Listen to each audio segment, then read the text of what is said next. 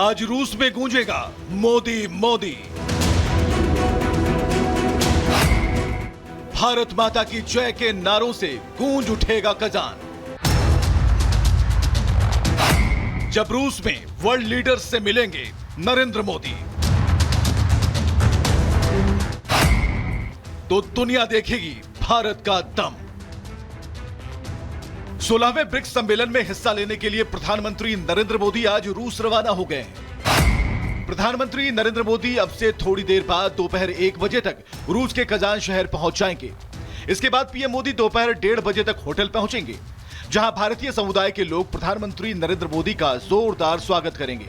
इसके बाद दोपहर 3:30 बजे से लेकर 4:30 बजे तक प्रधानमंत्री नरेंद्र मोदी की रूस के राष्ट्रपति व्लादिमीर पुतिन के साथ मुलाकात होगी।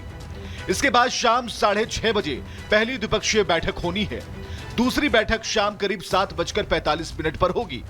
इसके बाद रात 9:30 बजे PM Modi Kazan city hall पहुंचेंगे, जहां ब्रिक्स नेताओं के लिए स्वागत समारोह है। आपको बताएं कि ब्रिक्स संगठन 9 सदस्य देशों का संगठन है, जिसका मकसद विकासशील देशों के बीच आर्थिक सहयोग बढ़ाना, तालमेल कायम रखना और उनके साथ राजनीतिक संबंध को बेहतर बनाना है।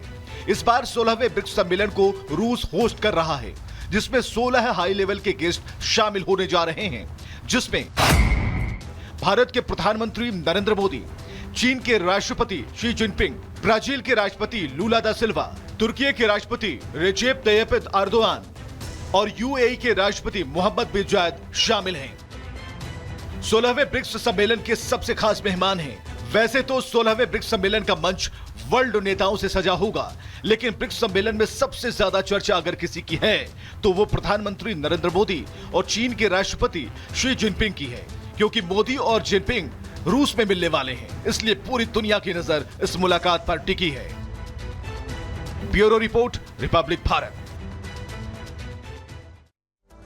दुनिया भर की निगाहें टिकी हुई है ब्रिक्स समिट पर, लेकिन ब्रिक्स समिट क्यों खास है अब ये बता देते हैं। क्योंकि इन देशों की जो आबादी है वो 45% है, लगभग 3.5 अरब लोग इन देशों में रहते हैं।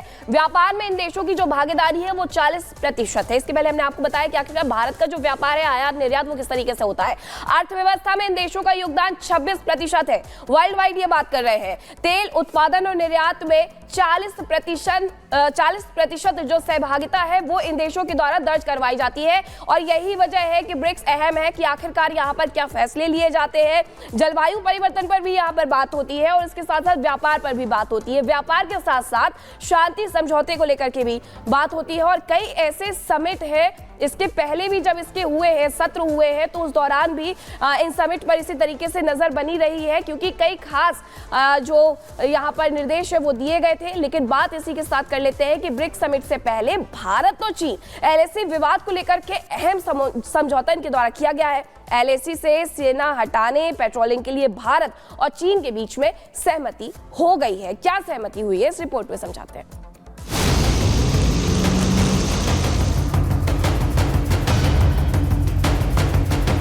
भारत और चीन वास्तविक नियंत्रण रेखा यानी कि एलएसी पर गश्त फिर से शुरू करने के समझौते पर पहुंच गए हैं।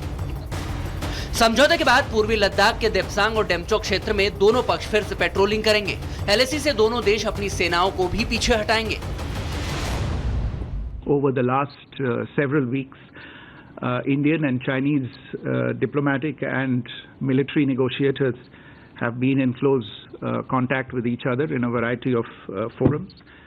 And as a result of these discussions, agreement has been arrived at on patrolling arrangements along the line of actual control in the India-China border areas, leading to disengagement and a resolution of the issues that had arisen in these areas in 2020. Patrolling के लिए सहमति बनने का ये बड़ा घटनाक्रम तब हुआ जब प्रधानमंत्री नरेंद्र मोदी मंगलवार से शुरू हो रहे 16वें ब्रिक्स सम्मेलन के लिए रूस जा रहे हैं। संभावनाएं जताई जा रही है कि कजान में ब्रिक्स शिखर सम्मेलन के दौरान चीनी राष्ट्रपति शी जिनपिंग के साथ द्विपक्षीय बैठक भी हो सकती है। 2020 में गलवान में हुई झड़प से पहले भारत और चीन के बीच टकराव का जो भी कारण था, उनका हल तलाशने में महीनों से दोनों पक्षों की तरफ से महत्वपूर्ण प्रगति की गई। समझौते के बाद भारतीय सैनिक उन पेट्रोलिंग पॉइंट पर जा पाएंगे जो विवाद का कारण थे। अब तक एक धारणा थी कि उभय पक्ष जब पेट्रोलिंग के लिए जाते हैं तो ऐसा ना हो कि पेट्रोलिंग पार्टी आपस में ही कंफ्यूज होकर मिसअंडरस्टैंडिंग के तहत एक दूसरे पर फायरिंग कर दें। हम नहीं चाहते, भारत और चीन अब नहीं चाहते ऐसी घटना दोबारा रिपीट ना हो। इसी के लिए आज की जो सफल शर्तों के साथ जो संधि हुई है वह भविष्य में जमीन पर लागू की जाएगी। पूर्वी लद्दाख में भारत के साथ चीन की सीमा 1597 किलोमीटर है। 2020 में पूर्वी लद्दाख के गलवान में ही चीनी सैनिकों ने घुसपैठ की थी। इस दौरान भारतीय सैनिकों के साथ उनकी जोरदार झड़प हुई थी।